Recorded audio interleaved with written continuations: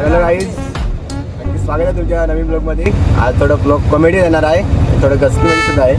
तर आम्ही चाललो आहे आज, बघू शकता क्रिकेट खेळण्यासाठी चाललो आहे. अर्नाळा किल्ल्यामध्ये मॅच आहे आमची, त्या ठिकाणी चाललो आणि पहिलीच मॅच आहे. परंतु सर्वजण कंटाळलेत कारण की बघू शकता पुढे ट्रॉफिक किती लागलेले आहे, जाम झाला आहे इकडनं तिकडनं. तर आम्हाला असं वाटतं की टाईम तर होणार आहे. चाललो कसं तरी, बघूया पुढे तुम्हाला दाखवू आम्ही कशी प्रकारे ते गेलो, कसं काय. तर टॉपिक तर खूप आहे पुढे.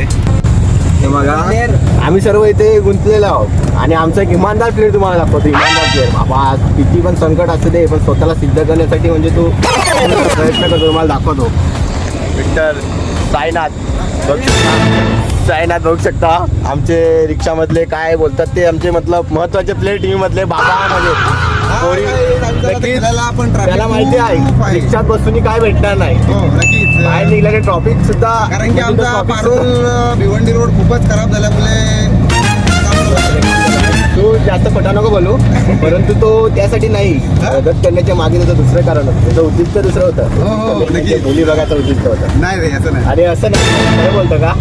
आबा आमच्या प्लेयर असं आहेत ना की आम्ही प्रत्येक प्लेयरचं खाण्यापुन्हा माहिती असून आम्ही पण नक्कीच मनाने चांगला आहे, चांगली कामं करतो, तसं काय नाही. आज पण त्यांनी चांगला काम केलं आहे, त्याच्याबद्दल शाबासकी मिळेल त्याला. अन्नाला भी मैच है, हमको पूछ रहे मैच किधर है, मैच किधर है, तो अन्नाला बोल दिया उसको. तो हमने बोला नहीं कौन सा अन्नाला, उसको बोला है अन्ना.